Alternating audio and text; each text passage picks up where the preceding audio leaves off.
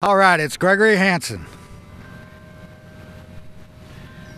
Well, this is from Florida Fiddler, The Life and Times of Richard Seaman.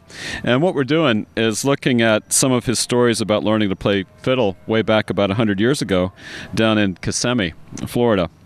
And I had interviewed him for a number of time, and here's some of his stories and passages I've written from the book.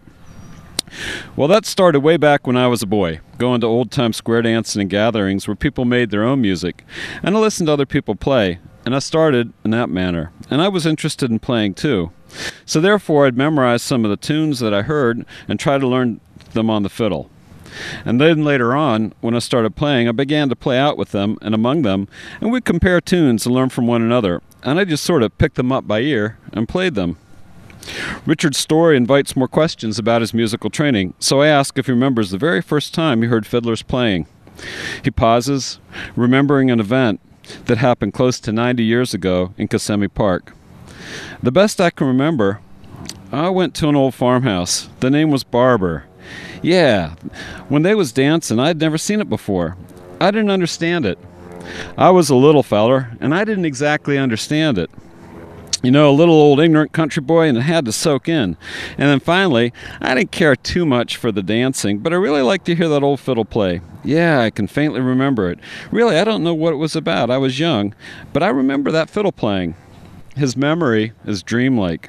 For a moment, Richard's story carries us down to the place where the fiddlers play.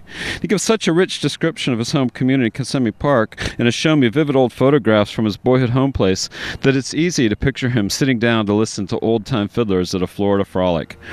Richard vividly tells about the fiddle he used when he was learning to play.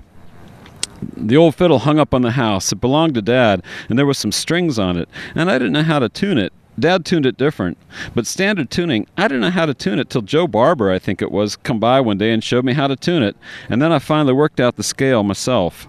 And I tried to learn where I had a certain note, where that finger went, and soon I got to where I could sort of maneuver that up, and I began to bring the tune up. So he'd come by the house one day and helped me tune it, and he played a little bit, and later on he'd come by, and I was able to play a little bit of Sheeram, and he helped me that way, and it just came up that way.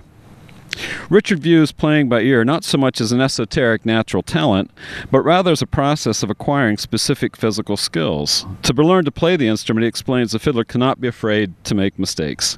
Rather, the beginner should learn some scales and boldly work through phrases that begin to sound like a melody.